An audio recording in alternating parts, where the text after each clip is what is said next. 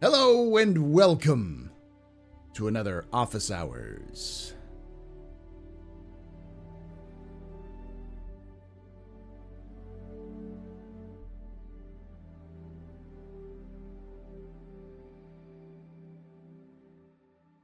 Capsule.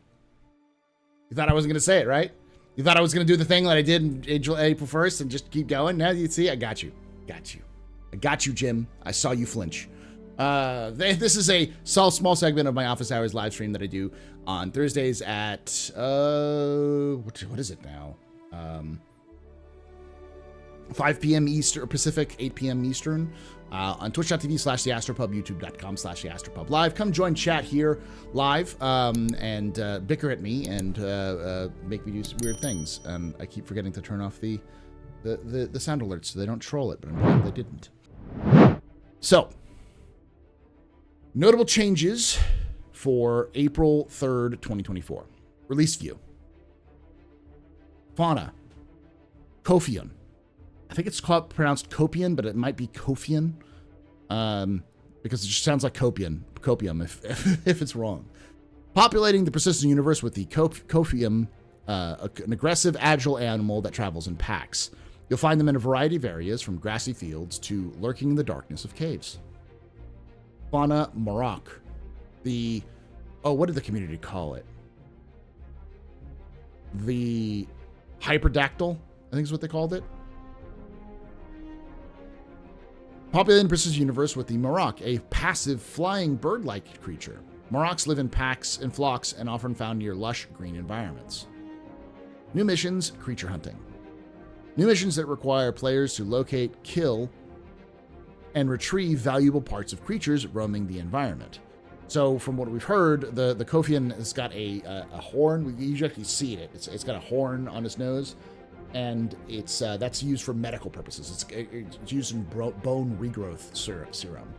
And then the Marok, I believe, has, I can't remember what it has, but it has some valuable aspects to it too. They have natural stuff.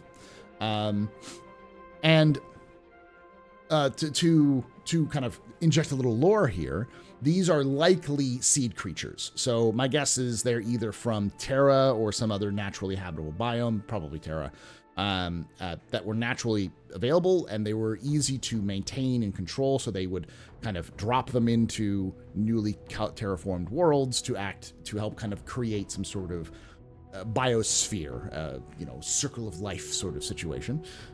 Where they can keep the new environment in balance, to manage population of fauna and flora together, and so on and so forth. So that's just kind of their explanation of why you're going to see the Kofian and the Marok everywhere in the Star Citizen universe. Because everywhere there is a terraforming technology, they're going to be dropped in there.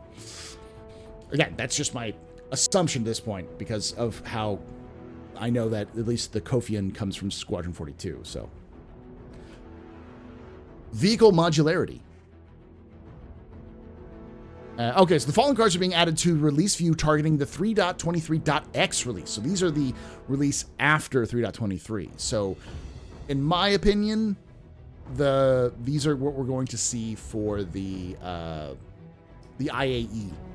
Not IAE, I'm sorry, the Invictus, the ILW event. I think they're going to release 3.23 before ILW, even if it's not ready.